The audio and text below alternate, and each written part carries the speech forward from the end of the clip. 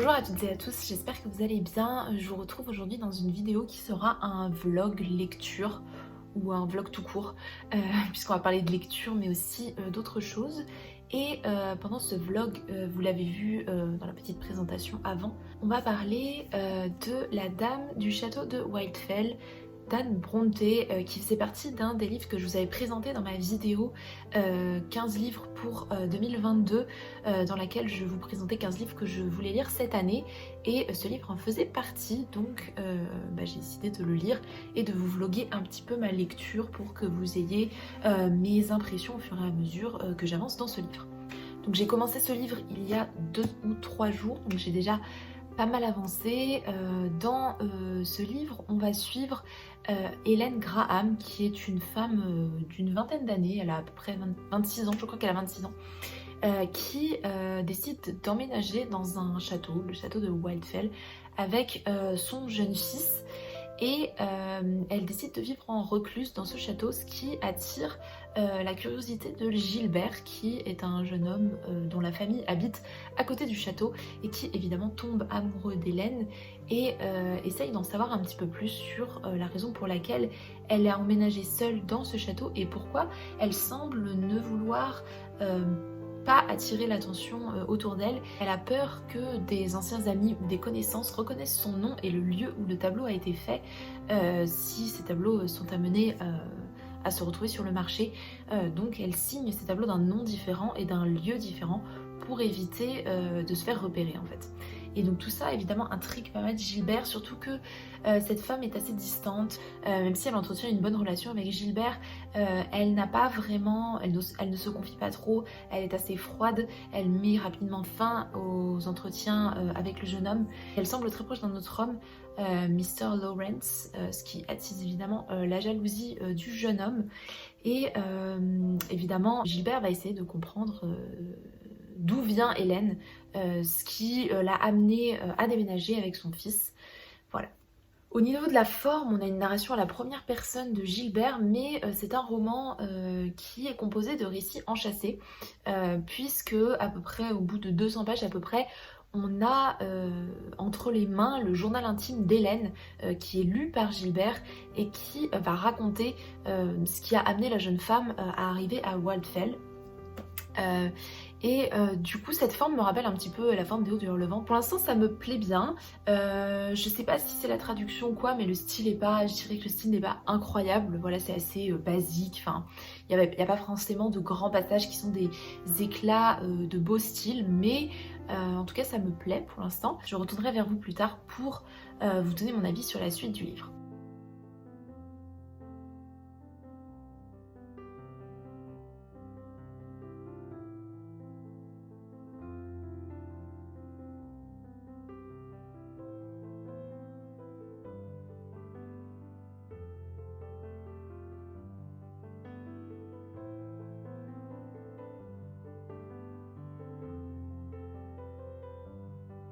La Dame du Château de Whitefell, c'est un texte qui est souvent présenté comme un texte féministe. Enfin, en tout cas, quand j'en ai entendu parler, c'est une des caractéristiques qui revenait le plus souvent, que c'était un texte qui abordait des thématiques qu'on pourrait qualifier de féministes. Pour avoir pas mal avancé dans ma lecture, je rejoins ce point de vue sur plusieurs aspects. Je vais un petit peu spoiler le livre, en gros, donc vous pouvez passer à la limite ce passage hein, si jamais vous ne voulez pas être spoilé. Voilà. Hélène va confier à Gilbert son journal intime pour lui expliquer sa véritable histoire et pourquoi elle s'est retrouvée dans ce château isolé, seule. Et elle va raconter qu'elle a été mariée à un homme qui s'appelle Arthur et au début ça se passait très bien. D'ailleurs elle a épousé cet homme contre l'avis de sa tante et au début ça se passait bien. Et en fait, cet homme a un rythme de vie très dévergondé.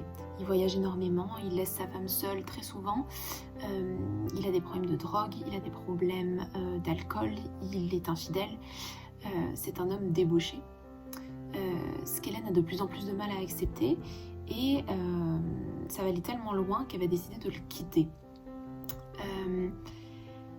Elle va partir un jour avec son fils, puisqu'ils ont un enfant ensemble, et elle va l'abandonner à son triste sort. Voilà, elle va le quitter. Ce choix, quand vous êtes une femme mariée, de partir, de quitter votre mari au 19e siècle, je pense que c'est quand même assez osé. C'est assez osé aussi de l'avoir écrit. Surtout que le texte prend toujours le parti d'Hélène.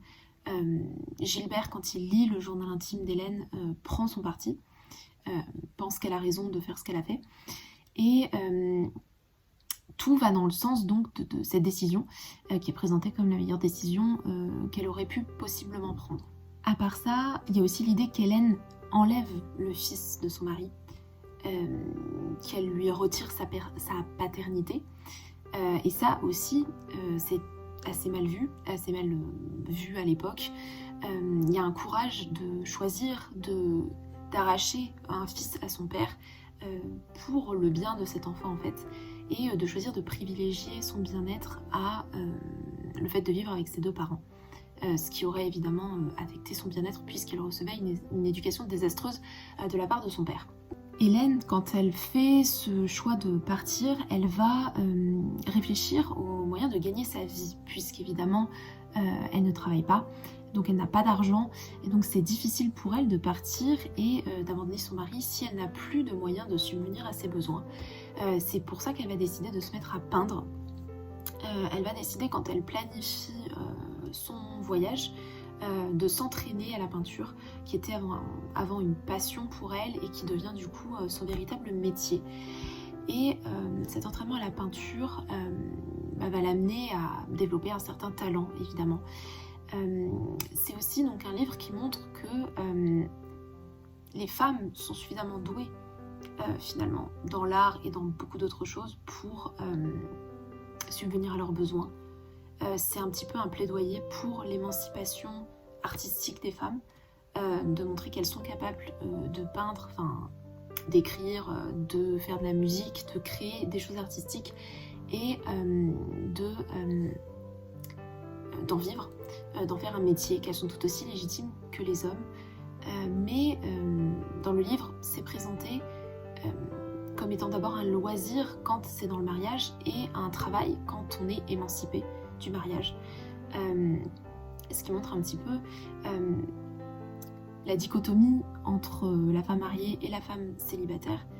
Le fait que Hélène, quand elle n'est plus mariée, peut réellement progresser et en faire une profession, ce qui n'aurait pas forcément été approuvé par son mari. Un autre aspect féministe que j'ai remarqué dans cette œuvre, ça concerne le moment où Hélène part et où elle s'installe du coup près de chez Gilbert. Évidemment, Hélène suscite énormément d'interrogations.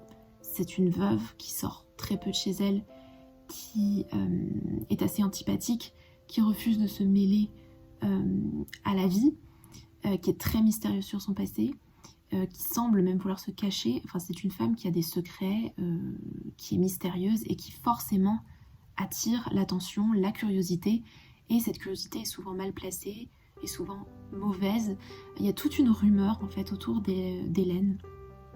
Et c'est d'ailleurs pour ça qu'elle finit par confier son journal à Gilbert, parce qu'elle veut lui prouver qu'elle n'est pas une mauvaise personne, que la raison pour laquelle elle est seule n'est pas parce qu'elle est dévergondée ou parce que c'est une femme de mauvaise vie. Enfin, ce sont les rumeurs qu'on trouve évidemment dans le texte. Donc c'est assez intéressant de voir qu'une femme qui sort évidemment des conventions, qui est mystérieuse, attire tout de suite de mauvaises pensées, qu'elle est tout de suite critiquée, qu'on s'imagine toujours le pire mais jamais le meilleur. Et ça montre aussi le fait que la rumeur, et ça on retrouve ça aussi dans notre société actuelle, la rumeur est très néfaste pour les femmes souvent. Je pense notamment aux rumeurs de lycée, qui me semble être le meilleur exemple pour montrer à quel point une réputation peut complètement détruire une femme, souvent pour des motifs complètement infondés. Voilà. Donc pour conclure, en tout cas de ce que j'ai lu, je trouve que c'est un livre qu'on peut tout à fait qualifier de féministe. Et je comprends pourquoi ça a eu un petit scandale quand le livre est sorti. Il y a eu beaucoup de contemporains d'Anne Brontë qui ont dénoncé cet aspect féministe. Voilà, moi je le trouve personnellement évidemment très intéressant. Voilà, donc encore un livre féministe, un classique qu'on pourrait qualifier de féministe. Voilà, donc Si le thème vous intéresse, évidemment, n'hésitez pas.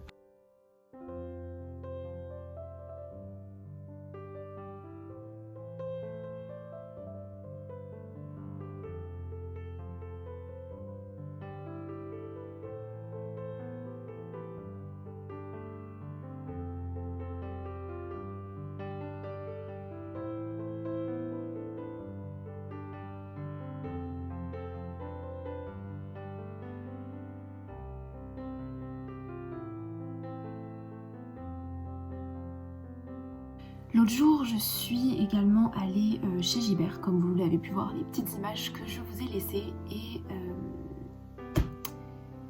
j'ai fait quelques petites folies, moi qui m'étais dit de réduire mes achats de livres. On va dire que c'est raté, mais bon, passons. Du coup, je me suis dit que j'allais vous montrer ces petits achats, 10 livres, hein.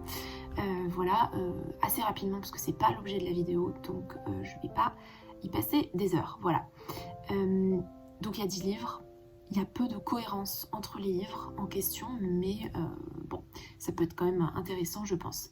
Premier livre, Les bucoliques et les géorgiques de Virgile.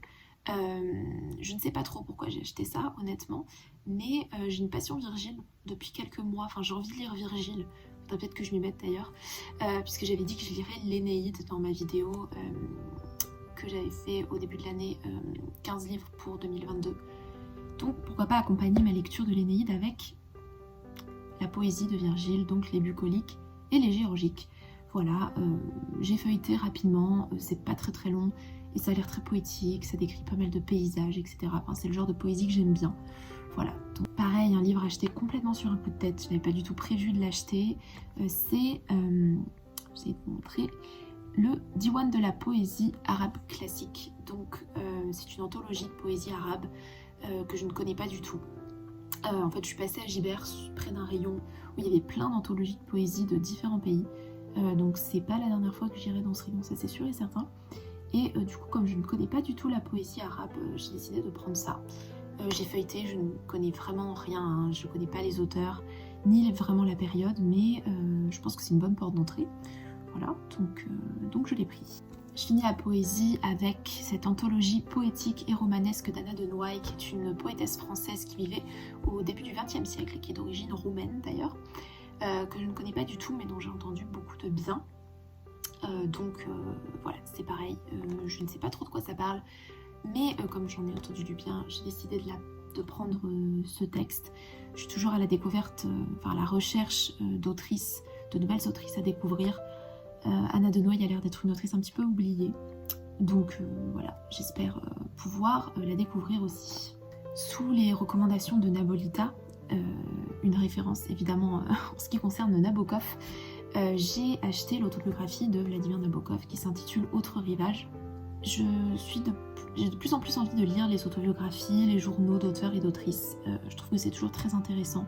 L'année dernière, j'avais lu notamment l'autobiographie de Simone de Beauvoir, un de ses tomes, plutôt de mémoires, et j'avais lu aussi l'autobiographie de Nina Berberova.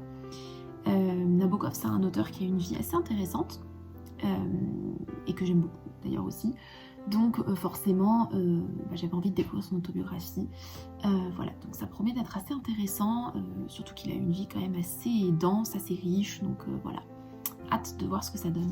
J'ai acheté 2 livres de Lolita Peel, qui est une autrice française contemporaine que vous devez connaître grâce à son livre Hell, qui a été un certain succès. J'ai acheté Bubblegum, qui est son 2e livre, et Elena et les joueuses, qui est l'une de ses sorties plus récentes.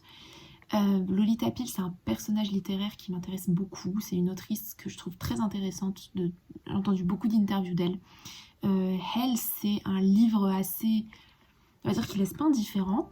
Voilà, donc j'ai très envie de découvrir davantage ce qu'elle fait, puisque j'ai quand même écouté pas mal de ses interviews. Je trouve qu'elle est très intéressante, qu'elle s'exprime très bien. Enfin, j'aime beaucoup la manière dont elle parle de la littérature. On voit que c'est une autrice qui a énormément lu, qui s'est énormément nourrie de ses œuvres littéraires. Donc je me suis procuré ces œuvres-là, que j'espère découvrir prochainement. Alors j'ai encore un livre que je n'avais pas du tout prévu d'acheter, mais bon, c'est aussi la joie de flâner dans les librairies. Une femme à Berlin, c'est un journal qui a été écrit par une berlinoise entre avril et juin 1945. C'est un ouvrage qui est volontairement resté anonyme, dans lequel une berlinoise va raconter sa vie de berlinoise tout simplement. Donc ça promet d'être très intéressant. Moi qui suis, comme je vous l'ai dit, à la recherche de journaux, j'ai hâte de lire ça. Je pense que ça va être une lecture assez dure, mais c'est une période historique que j'aime beaucoup, hein, même si elle n'est pas du tout joyeuse, et je trouve toujours assez intéressant de lire des livres écrits du point de vue allemand. C'est vrai nous on a beaucoup de documentation, beaucoup de livres du point de vue évidemment français, mais du point de vue allemand, je trouve que c'est aussi très intéressant de lire ce qui a été écrit à cette époque-là par des citoyens et citoyennes allemands et allemandes. Voilà, donc encore un livre qui m'intrigue pas mal. Puis j'ai acheté 2 pièces de théâtre de Marguerite Duras, donc La Musica, suivie de La Musica deuxième, et Savannah Bay. Je crois que ça parle d'histoire d'amour dans les 2 cas. Je suis sûre pour La Musica, moins sûre pour Savannah Bay. Duras, c'est une de mes autrices préférées. J'ai quand même lu beaucoup de ses œuvres, mais je n'ai jamais lu son théâtre. Enfin, sauf Hiroshima, mon amour. Mais c'est plus un scénario de film qu'une pièce de théâtre. Donc j'ai vraiment hâte de découvrir le théâtre de Duras, qui a l'air d'être très particulier, très unique. Enfin, un petit peu comme l'autrice, mais ça a vraiment l'air d'être une sorte de petit microcosme, son théâtre quand même. Donc voilà. Enfin, j'ai acheté un livre d'un genre de littérature que je ne lis jamais d'habitude. Donc c'est un best-seller, The Seven Husbands of Evelyn Hugo, qui est un livre qui est sorti il y a quelques années, je crois, qui est un best-seller qui s'est vendu à plusieurs millions d'exemplaires. C'est vrai que moi je ne suis pas trop les sorties contemporaines, pour être honnête, surtout les sorties de best-seller. Et j'avais vite fait entendu parler de ce livre, mais on en a beaucoup parlé avec les Oscars. Apparemment, c'est un livre qui raconte l'histoire d'une star du cinéma fictionnel, évidemment, c'est une fiction historique, qui donne une dernière interview à la fin de sa vie pour un petit peu raconter sa vie d'actrice et notamment sa vie amoureuse.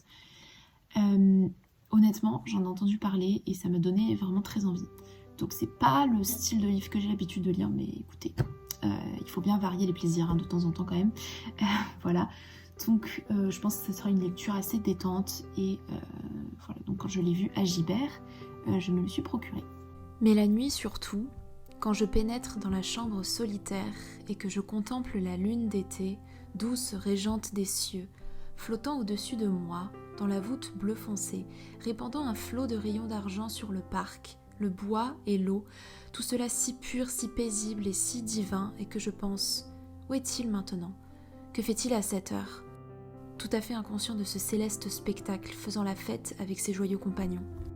Je voudrais revenir sur ce que j'avais dit lors de mon introduction à propos de l'inspiration que je retrouvais chez Anne Brontë en termes de structure littéraire, de l'inspiration, j'imagine, en partie des Hauts de Hurlevent, de sa sœur Émilie.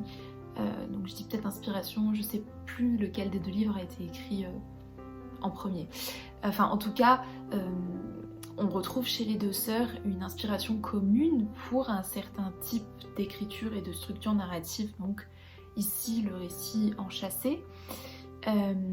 Et on retrouve aussi un petit peu cette campagne anglaise, même si dans les Hauts de Hurlevent elle est beaucoup plus gothique et beaucoup plus sombre qu'ici, où elle est beaucoup plus, on va dire, réaliste, descriptive. Plutôt le ton du livre est dans l'ensemble plus léger, mais on retrouve quand même donc une certaine sensibilité identique, avec notamment, les personnages les plus importants du livre sont plutôt intégrés au récit enchâssé, puisqu'ici donc on a les lettres de Gilbert, qui a d'ailleurs un premier enchâssement, on pourrait dire, et le journal intime d'Hélène, qui est donc le récit proprement enchâssé. Et le journal d'Hélène prend quand même une place assez importante dans le livre. Sur à peu près 700 pages, il doit en prendre vraiment les 2/3 à peu près. Donc c'est vraiment le récit principal, et le récit de Gilbert encadre ce récit. Et le personnage principal, donc Hélène, est vraiment au centre du récit enchâssé, ce qui est aussi le cas dans les Hauts de Hurlevent avec Heathcliff et Catherine. surtout Heathcliff, mais aussi Catherine quand même, occupe une importante partie du récit enchâssé avec les personnages extérieurs, donc le visiteur dont le nom m'échappe et la bonne qui lui raconte l'histoire dont le nom m'échappe aussi, je suis désolée, qui sont des personnages qui sont plus secondaires, qui ont plus un rôle d'observateur et qui vont eux prendre en charge entre guillemets le récit principal. Donc en fait ça donne un petit peu l'impression dans les deux récits d'avoir un narrateur intégré au récit, donc ici Gilbert et dans Léo de Hurlevent, ces deux protagonistes, des narrateurs qui sont directement intégrés au récit et qui vont en fait raconter l'histoire d'autres personnages, donc ça dédouble un petit peu cette fonction de narrateur, ce qui est assez intéressant, ce qui n'est pas non plus hyper courant en littérature, c'est pour ça que je trouvais que c'était intéressant de le mentionner ici. On sent aussi, cette fois pas dans la structure narrative mais plus dans le développement des personnages, l'influence de Jane Eyre. Alors encore une fois je dis influence de Jane Eyre, mais je ne sais pas, je me souviens plus qui, je me souviens plus des dates précises des différents textes, donc je ne sais pas qui a été la première sœur à sortir son livre, mais comme dans Jane Eyre on retrouve une héroïne féminine assez centrale, qui est l'héroïne du livre, qui est assez forte, qui a des valeurs féministes, comme je l'ai mentionné déjà précédemment, qui a a une certaine indépendance par rapport au code féminin de l'époque et aux codes sociaux. Comme Jane Eyre, Hélène est une femme qui ne s'embarrasse pas, ou qui du moins jusqu'à un certain stade ne s'embarrasse pas de la morale de l'époque. C'est une femme qui fait d'abord passer ses intérêts personnels et ce qu'elle estime être le mieux pour elle avant les conventions, puisque c'est notamment le cas quand elle se marie, ce qui est un peu aussi le cas de Jane, même si je trouve quand même qu'Hélène, qu'Anne Brontë va quand même plus loin dans son livre, puisqu'on a quand même un refus du mariage, on a quand même une femme qui abandonne son mari, c'est quand même assez fort pour un livre de cette époque je trouve par rapport à Jane Eyre, mais on retrouve ce message un peu féministe, un petit peu avant-gardiste dans les deux œuvres.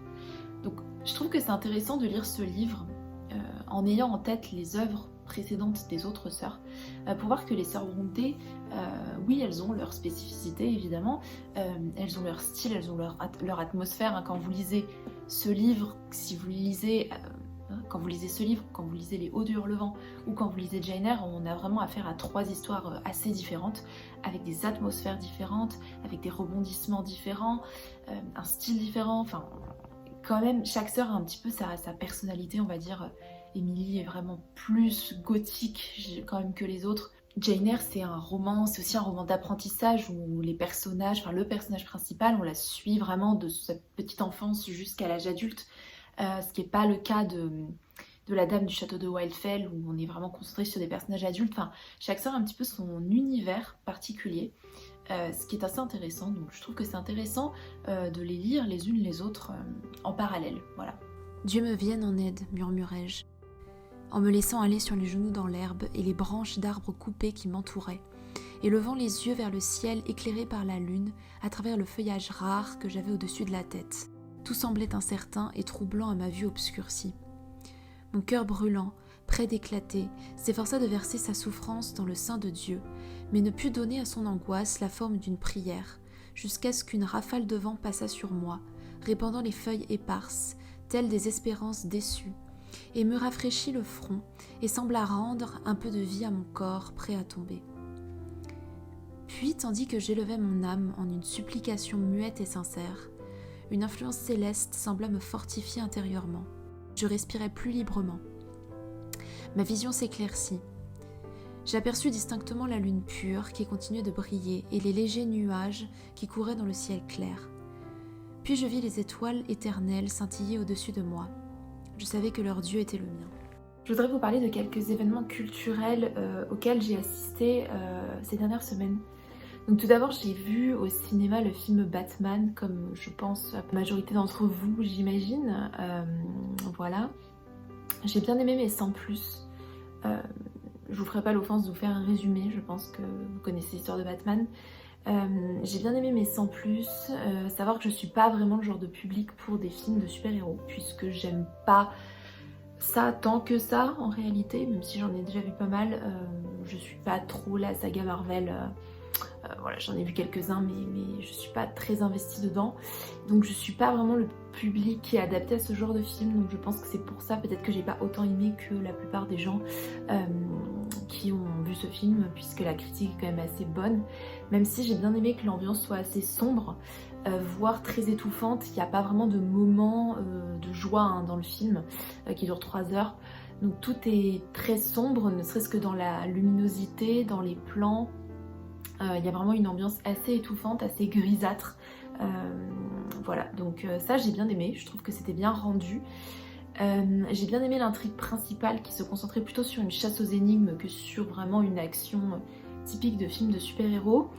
J'adore Robert Pattinson, évidemment, et j'aime beaucoup Zoé Kravitz aussi, donc ça a aidé. Voilà. À part ça, j'ai trouvé que le film était trop long. Pour moi, 3 heures pour un film de super-héros, c'est beaucoup trop. Voilà, enfin, quand on n'est pas très intéressé par ce genre de film, ça paraît tout de suite assez long, je trouve. Et j'ai trouvé que vers la fin, le film était un petit peu... Enfin voilà, j'en avais un petit peu marre, on va dire. Voilà. À part ça, j'ai pas trop d'éléments de comparaison avec les autres Batman, étant donné que je n'en ai vu que 2, je crois, et je ne les ai vus qu'une seule fois. Donc bon, pas très intéressant cette revue, mais... J'ai bien aimé que Batman soit traité comme un personnage assez introverti, assez renfermé sur lui-même, avec une psychologie assez complexe et intéressante, voilà. À part ça, voilà, j'ai pas grand chose d'autre à en dire en réalité, voilà, c'était bien mais sans plus. Je suis allée au théâtre aussi récemment et je suis allée voir La Faculté des Rêves au théâtre des Amandiers à Nanterre. La Faculté des Rêves, c'est une pièce, enfin c'est une pièce qui est adaptée d'une biographie de, je ne sais plus le nom de l'autrice, je vous le mettrai juste en dessous, voilà. Mais c'est une biographie d'une autrice qui raconte la vie de Valérie Solanas. Je pense que vous connaissez Valérie Solanas, c'est une féministe qui a écrit le Scum Manifesto et qui a notamment tiré sur Andy Warhol. Le Scum Manifesto, c'est un manifeste dans lequel Valérie Solanas explique comment les femmes devraient prendre possession des différentes institutions du monde et d'éradiquer les hommes, tout simplement. Et d'un manifeste dans lequel Valérie Solanas explique que les femmes peuvent très bien vivre sans les hommes. Enfin, c'est un manifeste assez radical, voire très radical. Et Valérie Solanas est souvent citée comme une des féministes les plus extrémistes, on va dire, qui ait existé dans ce monde, mais également comme un personnage quand même très intéressant et très complexe. Donc l'autrice, dont le nom m'échappe toujours, a écrit une biographie qui s'appelle La Faculté des Rêves, qui raconte la vie de Valérie Solanas, même si je crois que cette biographie est en partie romancée. C'est donc cette biographie qui a été adaptée au Théâtre des Amandiers, donc dans une pièce qui retrace la vie de Valérie Solanas, mais avec la présence de la narratrice du livre en question, qui je crois, je n'ai pas lu le livre, mais je crois est un personnage à part entière du livre. Enfin, il y a un sort, le 4e mur est brisé à plusieurs reprises dans la biographie. Voilà. C'était assez minimaliste comme mise en scène, il n'y avait pas beaucoup de décors, même s'il y avait quelques LED, il y avait des effets de lumière et parfois des écrans de fumée aussi. Mais le décor était assez minimaliste, les costumes étaient modernes, les acteurs, il n'y en avait pas beaucoup, il y en a qui interprétaient plusieurs rôles. Bon, l'actrice qui jouait Valérie Solanas jouait toujours Valérie Solanas, et l'actrice qui jouait la narratrice jouait toujours la narratrice, mais il y avait des actrices et des acteurs qui changeaient de rôle, et certains avaient aussi des masques, voilà.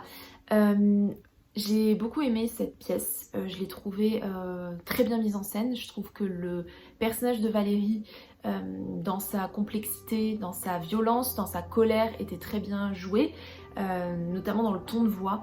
C'était vraiment la représentation de cette femme qui débordait de colère, était vraiment très bien mise en scène, tout en montrant que si c'est une femme qui avait évidemment des idées très radicales, très extrêmes, qu'on a qualifiée de folle à plusieurs reprises, qui avait des problèmes de drogue, qui s'est prostituée, enfin qui a eu une vie quand même assez compliquée, on va dire, la pièce insistait beaucoup sur la tension entre cette folie de Valérie et la lucidité en même temps de cette femme sur le monde et son désespoir de trouver des solutions pour sortir les femmes de la misère dans laquelle elles étaient. Il y a des réflexions intéressantes évidemment sur le sexe, sur la prostitution, les solutions que le féminisme peut apporter à la violence contre les femmes. Voilà, donc c'était très intéressant. Je pense que la pièce n'est plus jouée à l'heure actuelle.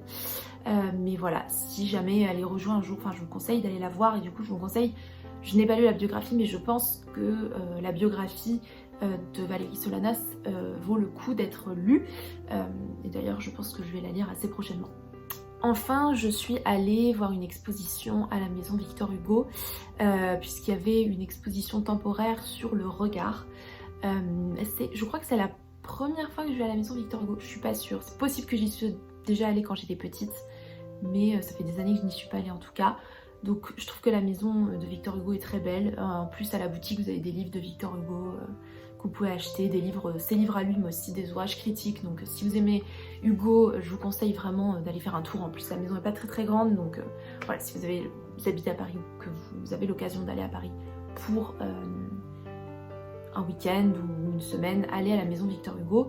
Ils ont notamment conservé évidemment des meubles sur lesquels Hugo a écrit, des encriers, des portraits, etc. Donc il y a vraiment, c'est vraiment la plongée dans son univers littéraire. Et il y avait une exposition temporaire donc sur le regard que j'ai trouvé intéressante mais sans plus. Il y avait des œuvres assez variées. C'était pas l'expo du siècle, j'ai trouvé, voilà. Il y avait des choses assez intéressantes, notamment des trous dans des murs, on pouvait regarder des œuvres sous différents points de vue. Ça c'était intéressant, il y avait quelques œuvres qui étaient jolies, mais à part ça, j'ai pas trouvé que ça apportait quelque chose particulièrement, enfin j'ai pas appris grand chose. Voilà, je pense que le musée est pas suffisamment grand pour faire de toute façon une exposition complète et intéressante. Donc voilà, malheureusement, je suis restée un peu sur ma faim. Je vous laisse quand même avec des images de l'exposition en question. Voilà, ça peut vous donner une petite idée de ce que vous pouvez y trouver.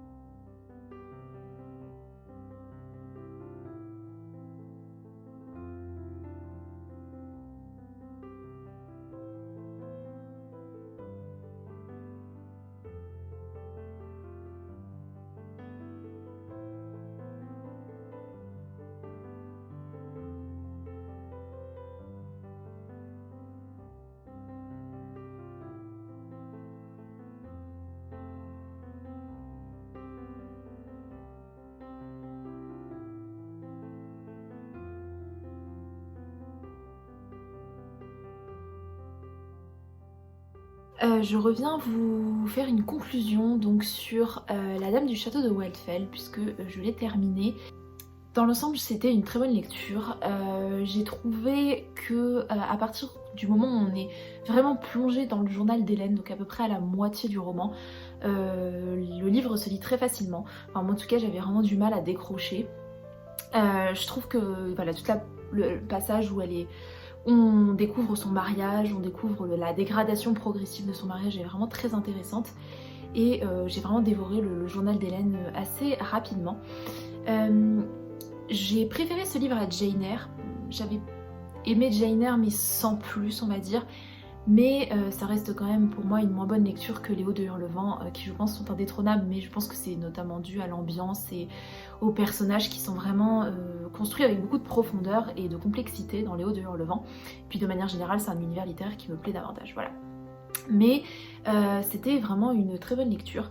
Même si j'ai quelques regrets, j'aurais bien aimé que Anne Brontë analyse davantage ce que ça impliquait pour Hélène d'être une femme recluse. Quand j'en entendais parler, je pensais vraiment qu'on allait avoir une analyse assez précise de la réclusion d'Hélène et finalement c'est pas vraiment le cas. Je sais que le livre est souvent traduit sous le titre de La recluse de Wildfell Hall et le titre en anglais c'est The Tenant of Wildfell Hall, mais je crois que tenant c'est plutôt locataire. C'est vrai que peut-être que cette traduction est un petit peu trompeuse parce que oui, Hélène sort très peu de chez elle, mais c'est surtout au début.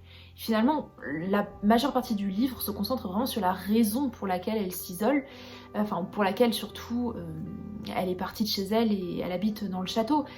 Mais la réclusion est peu analysée et je trouve qu'il y aurait eu des pistes intéressantes à suivre. Par exemple, j'aurais bien aimé qu'Anne Brontë s'attarde davantage sur ce que ça signifiait pour une femme d'être recluse du monde. Est-ce que finalement c'est pas paradoxalement une certaine liberté puisque on s'isole, puisque Hélène s'isole de son mari, elle s'isole des hommes, elle s'isole des tentations, toutes ces expériences dans le monde sont plutôt négatives.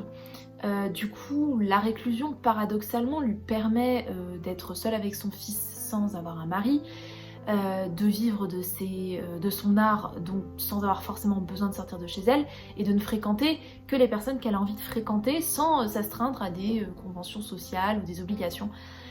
C'est des pistes qui sont esquissées, mais je trouve que c'est plus des choses qu'on devine plutôt qui sont vraiment claires à la lecture.